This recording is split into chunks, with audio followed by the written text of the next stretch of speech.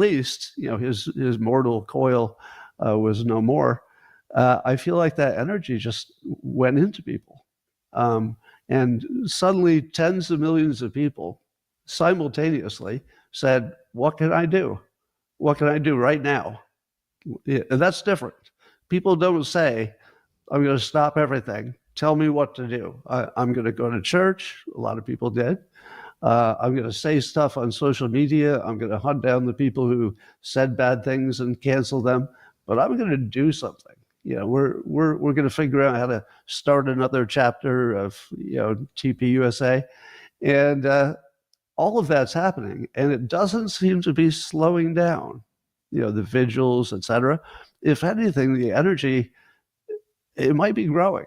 And I've never seen anything like it in my life. I've never seen the Republicans turn into a machine, and now it is a machine, and it's going to be incredible. I was thinking yesterday. It sounds like a joke, but it's quite serious. The thing that protects the Democrats from, also having some kind of problem like this is that they don't have any leaders that are worth taking off the board.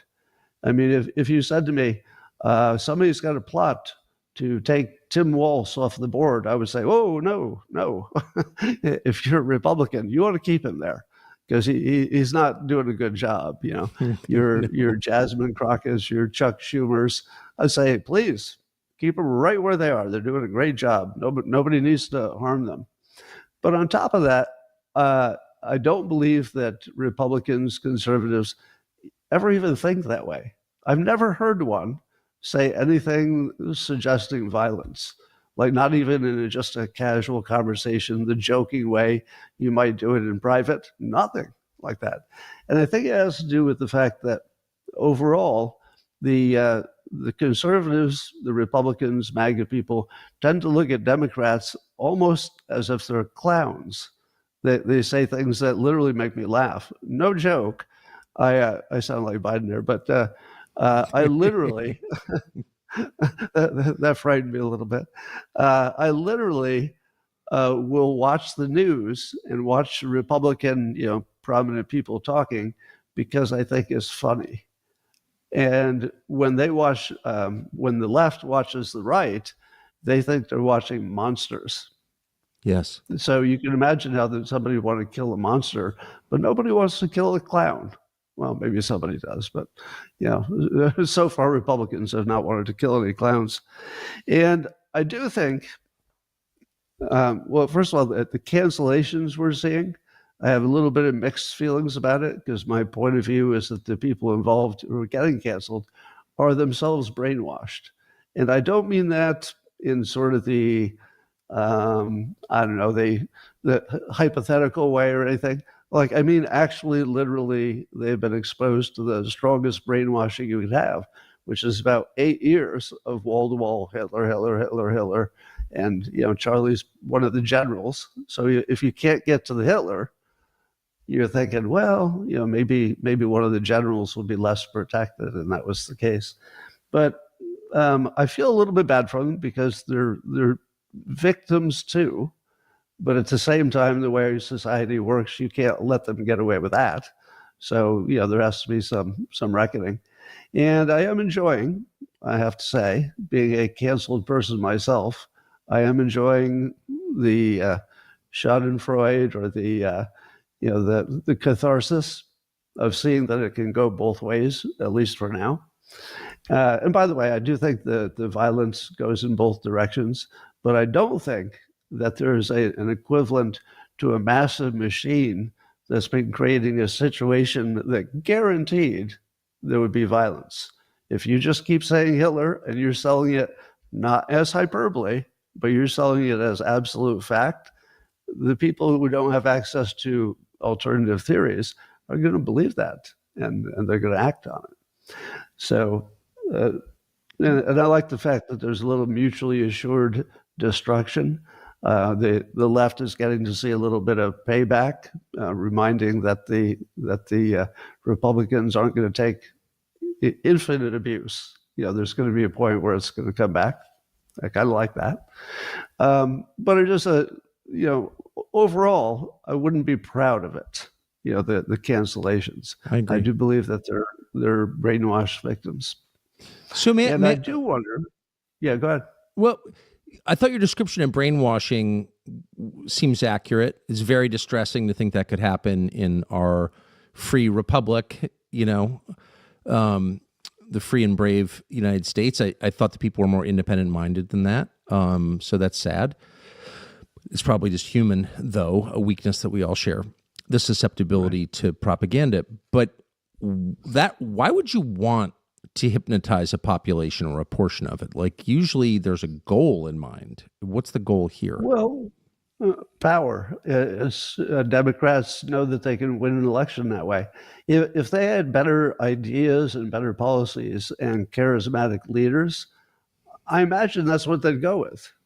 Yeah. But Trump enters the contest, and you have the most charismatic leader with sensational ideas, according to at least his base. What are you going to do? He's the common sense guy. Are you going to say, we really do want the border open?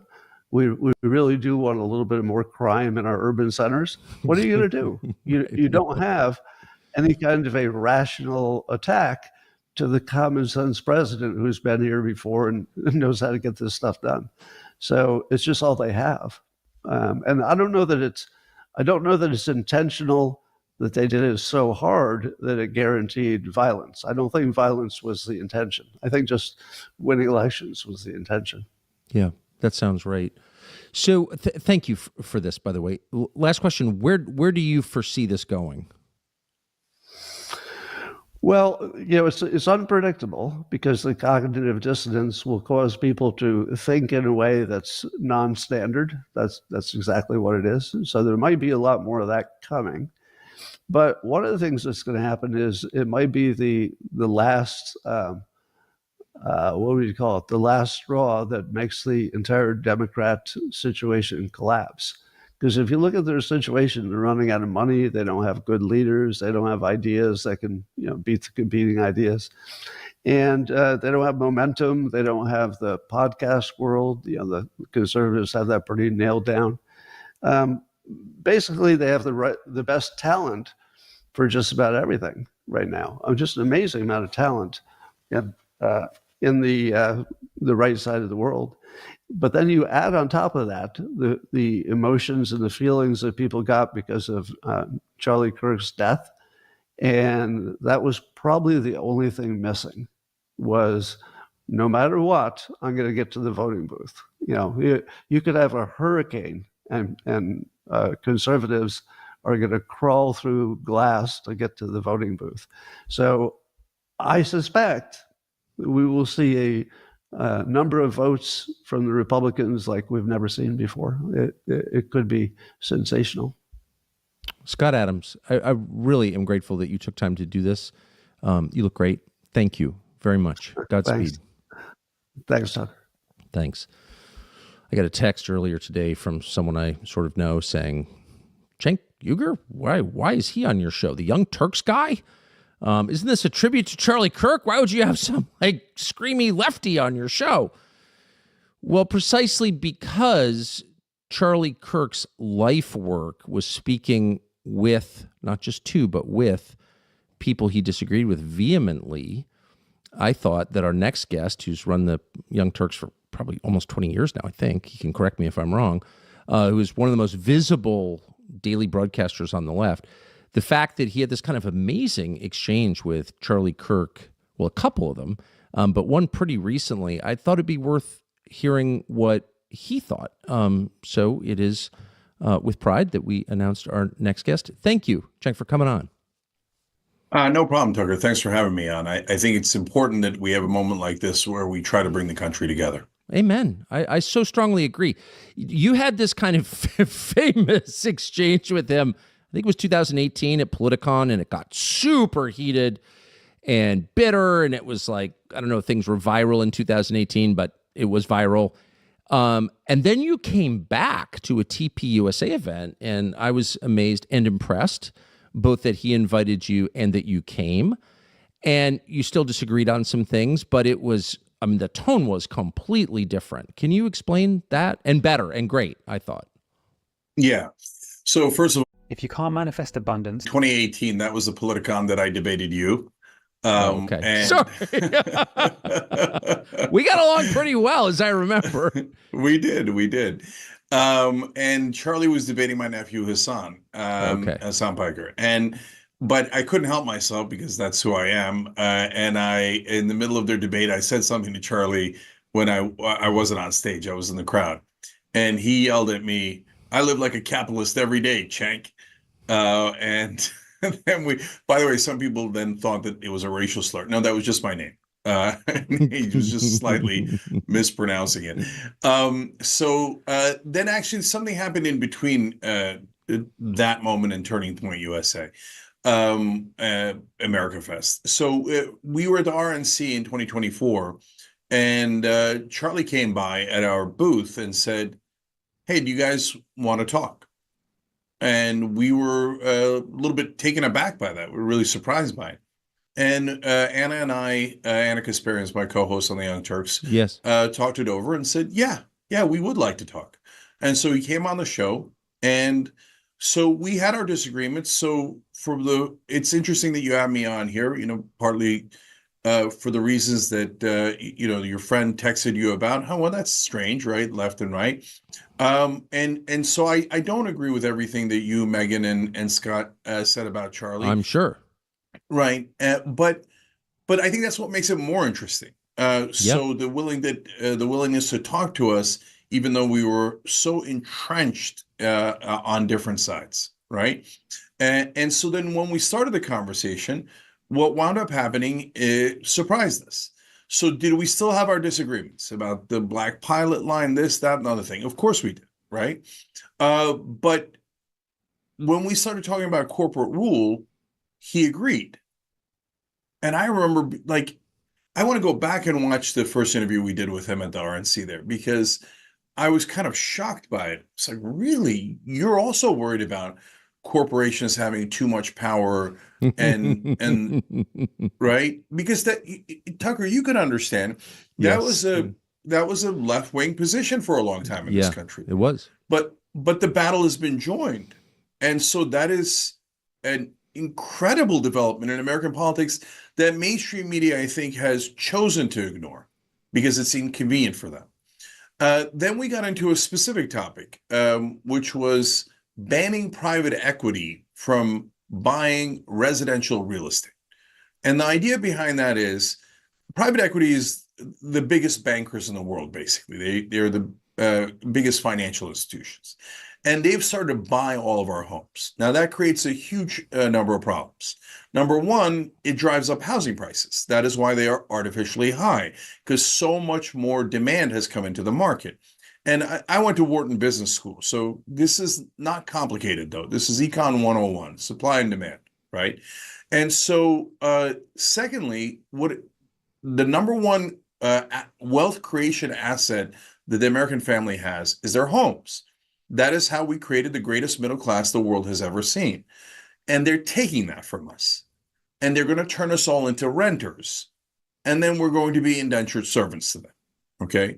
And the way that they are doing this is they are giving collectively billions of dollars to our politicians. So this issue connects, actually, the money in politics issue connects to everything.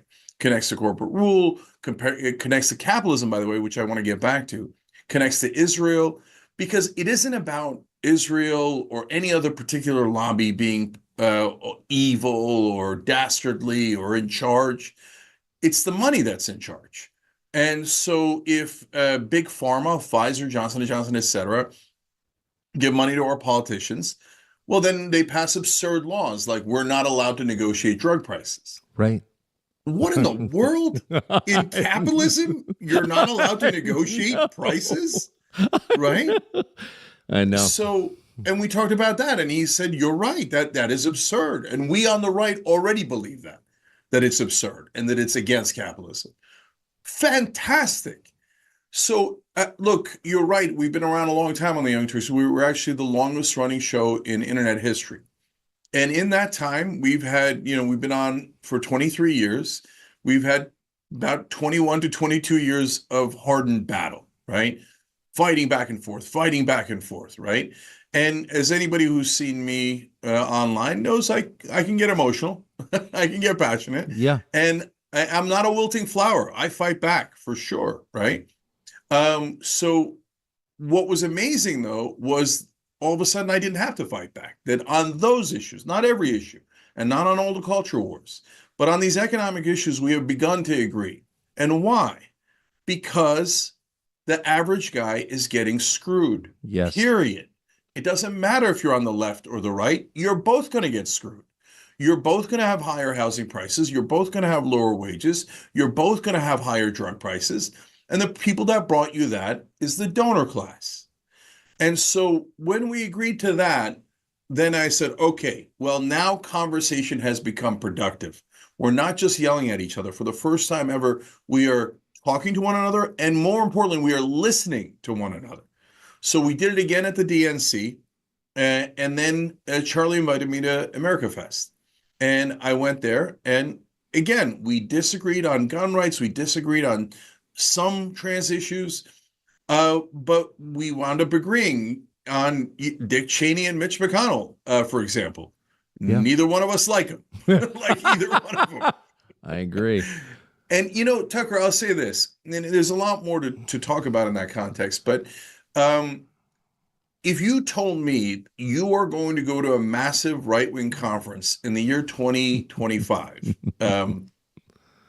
and what's going to happen is the crowd in unison is going to boo Dick Cheney. If you told me that when we first started the Young Turks and we're railing against Dick Cheney, don't go into Iraq, Cheney's lying, right? And people are yelling back, support the troops, you're for Saddam and all this stuff. If you told me, oh, don't worry, in 20 some odd years, that crowd will be booing Dick Cheney. And that crowd will be booing Mitch McConnell because they realize that the corporate class, the donor class is in charge. And I hate it. I would have said, oh my God, that must be a beautiful day in America. Well, so this is what I admire about you. You're totally sincere about your principles. Like you almost don't care who's agreeing with you. You believe in the idea, the principle. So you're willing to make common cause with people you don't agree with on everything. You're not partisan. And the second thing I just want to say it out loud is that Young Turks, whatever you think of your politics, has had a stated commitment to nonviolence from the very beginning, and you mean it. And I just want to say that for people who don't know that, and I want to thank you for that because I think it's really important. And anyway, but so let me ask you, how were you treated at AmFest, at Charlie's event? Yeah. By the way, thank you for saying that, Tucker. And the principle of nonviolence extends through everything. So do not be violent to each other. Violence is intellectual surrender. That's saying I can't win the debate with my mind, so I have to act like an animal and try to defeat that person physically. But that means you're surrendering and you're giving up. It's the most immoral thing you could do. It's also the weakest thing you could do. Yes, I agree. But that's on not just on an individual level. That's also on a societal level. So when we go to war, that is in a sense weakness. Saying we could not use our minds to resolve this issue. We could not resolve this issue as fellow human beings. So now we're going to kill each other. Yes. So that is why we're anti-war, and that is why one of the most encouraging developments of my life is how anti-war the right-wing movement has become. So that another great day in America. So it's still plenty of things we disagree on. Yes. But agreeing on anti-war, agreeing on how the donor class is robbing both of us blind. I mean, those are huge developments, right? So now, how was I treated at AmFest? Shoe brands have been lying to you. Do you want to know why? I got to be honest with you. And so the reason why I preface it by saying I got to be honest with you is because sometimes when we go and talk to the right wing, and as you said, we haven't moved on a thing, right? So folks come to us, and I have a simple principle: take the win. Okay. Take the win. Exactly. Okay, now you agree with me that anti-war is the right position. Is my correct answer that I still hate you? No, that is not the correct answer. Right. The correct answer is, oh, thank God. All right, exactly. Great. right? And now we'll work on the next thing and the next thing and the next thing. But for now, at least we had no agreements before. Now we have a number of really important agreements. So, but nevertheless, I had my share of critics on the left. You're platforming it. Yeah. I went to his conference. I wasn't platforming him. He was platforming me, right? Yeah. And second of all, stop with all the nonsense talk of platforming people, okay? Yeah, I agree. Just listen to one another. Talk to one another. That's not a bad thing. That's a good thing. Oh, but what if you disagree?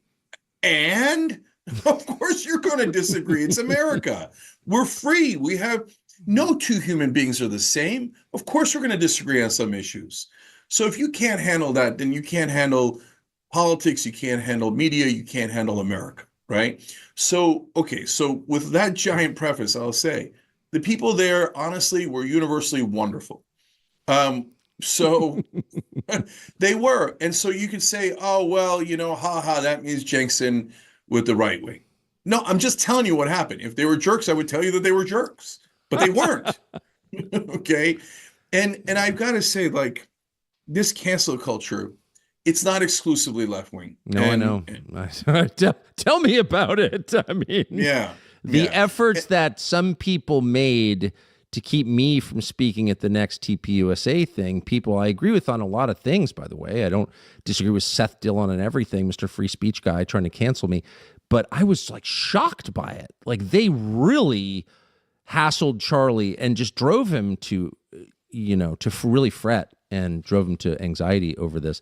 Oh, no. That impulse is a human impulse and we need to resist it.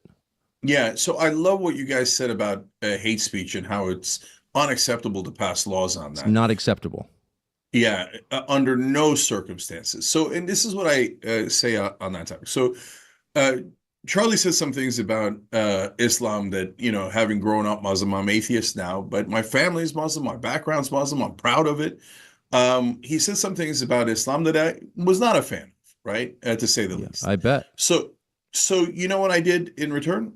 I made my case. So what? Right? Like why is it so like debilitating if someone says something that you find offensive? I've said things that I'm sure others have found offensive. You have, Charlie has, Megan has. So what? Then you say something back. Okay? We don't cancel, we don't kill, and killing is the most extreme form of cancel culture. So I despise cancel culture. And I have the honor of having been canceled by almost every part of the political spectrum. I know. Man, that was really inspiring. And I'm going to text back the person who texted me and say, "Did you watch that?" That was wonderful. And I so appreciate you're doing this. Thank you. And I hope you don't take too much abuse for it. And I'm sure you will, but I guess you don't care. So good for you. Thank you. That'll bounce off me so quick. I'll just say this one last thing, Tucker. Yes. I mean, the idea of making laws against hate speech in honor of Charlie Kirk. No, I know. Okay, that's like if I passed away and they're like, in honor of Cenk, we're all going to go on a diet. Tell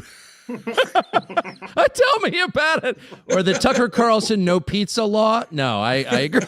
I agree. Come on. That is the opposite of what I've did in my life.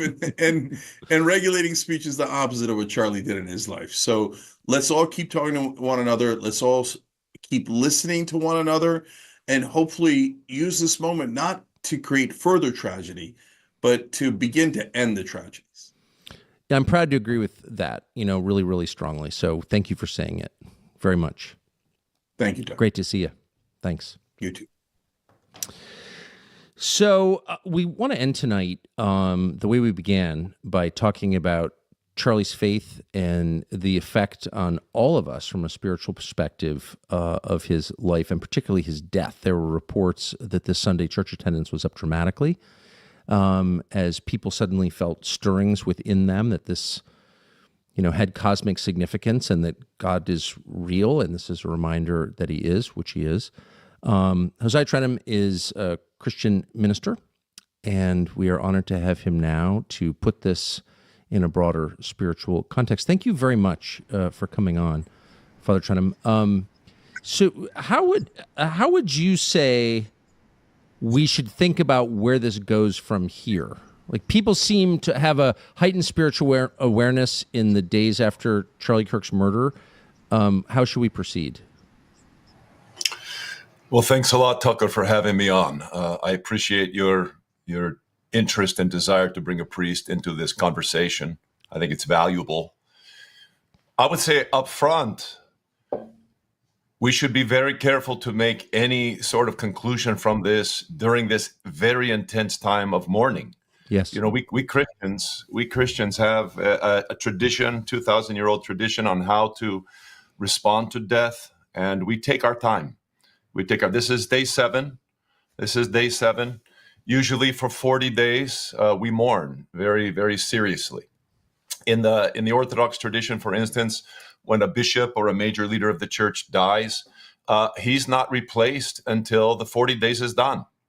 And that's not just out of respect for the person. In this case, mourning Charlie, really processing what his loss means is very necessary to do, and it takes time to do that.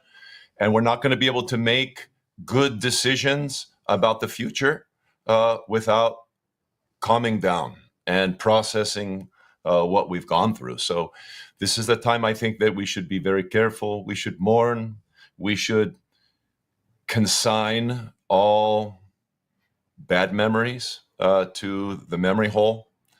Bad experiences is what we do for our loved ones when they die. There's no benefit in remembering the bad. We instead honor the good and try to imitate the good. We try to, in the person's name, do good. So this is my first thought is really, we should mourn. We should be who we are, and this is what Christian people do. We should take our time about this. I'm unfamiliar with this. I'm embarrassed to say I don't know enough about it, but I sense that it's rooted in something important and wise. Can you explain a little more why 40 days and what Christians have done traditionally during that 40 days? What does it mean to mourn seriously? Yeah. Well, I share your sense of it not being something common anymore, which is why I'm presenting it, because it is so universally human, actually, and it's not just Christian. The number 40, of course, is humongous in the Holy Scriptures. It's absolutely humongous. And the 40 days of Christ fasting, for instance, in the desert. 40 is a very important length of time that allows us to truly not make immediate reactions that we would regret. And right now, everything is so raw. Everyone who knows and loves Charlie, like you, this is a very dangerous time. It's a very dangerous time. You're being very courageous, and you're actually processing this with people who have known and respected Charlie, which is a fantastic thing to do.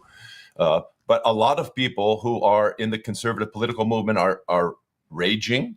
They're very angry. I was watching a clip from Matt Walsh yesterday, and I saw that Matt was just out there saying that he is just overcome with anger. I think that's understandable. Yes. Completely understandable. I have felt that. Yes. I'm sure. But for us to respect this Christian tradition, to pray, typically in the Orthodox and the Catholic tradition, both during the 40 days, we do good in that person's name. We actually do alms. We do charity in that person's name. In fact, you're doing that. I'm maybe you weren't intentionally trying to do it in a traditional Christian way, but that is what you're doing by trying to help Erica and support her. I was very, very happy to see that you're doing that, because it's what we do. It's what we do in this period. We usually also pray for the person.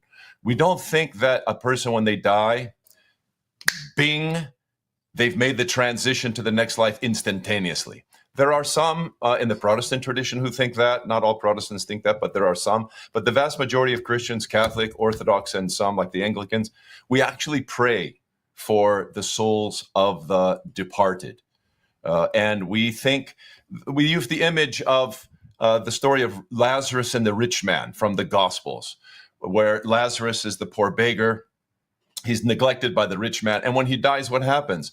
An angelic escort comes and picks him up and takes him on the journey to the bosom of Abraham. For us, that is a journey. This process is a journey for Christians of going towards the kingdom of God. But we don't think that it's instantaneous. And so we're collaborating. It's part of what our funerals are too.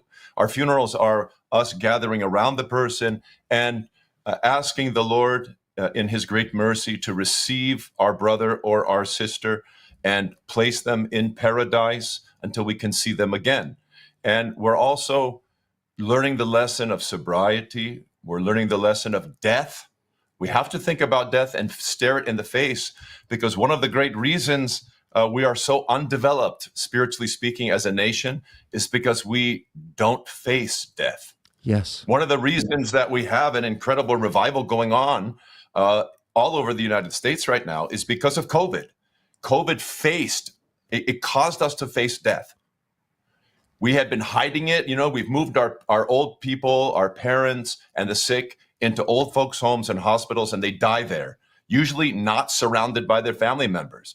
And then some Christian traditions now even do funerals without the body. That is just nuts. It's just nuts. And it steals from us the very, very important process of mourning and facing death. And it changes you. In the Orthodox tradition, in the Orthodox Christian tradition, the funeral service was written by one of the great theologians of the church. His name's St. John of Damascus. He lived from 650 to 750, an incredible hymnologist, incredible scholar. He actually was a very important political figure at the time that Islam, his father and grandfather, governed the city of Damascus. And when it was taken over by Islam in the 7th century, the Muslims left the Christians in place for about 50 years because Muslims were Bedouin peasants. They didn't have cities. They didn't have development, and they couldn't run a city like Damascus. So they let the Christians do it for about a half a century. And then about 706, that was it. And no more Christians in leadership. And he became a monk at that time, John of Damascus. And he wrote this incredible funeral service for one of his dear brothers.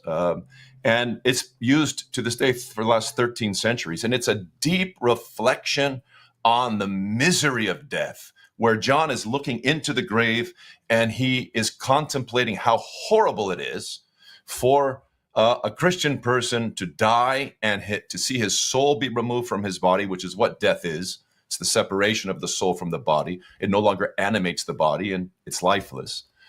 And to see the body decay. And he says it happens to the rich and to the poor exactly the same way. All of the human, differentiations that we make to honor the rich and to neglect all gone, all normalized, all brought to the dust by death.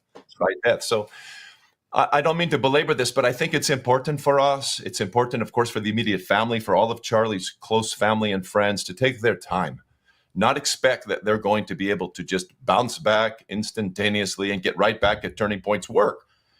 No doubt they will eventually, but I hope that they'll take the time right now to pray, to mourn, to think deeply about the future and about how they can honor Charlie's name. This is my hope.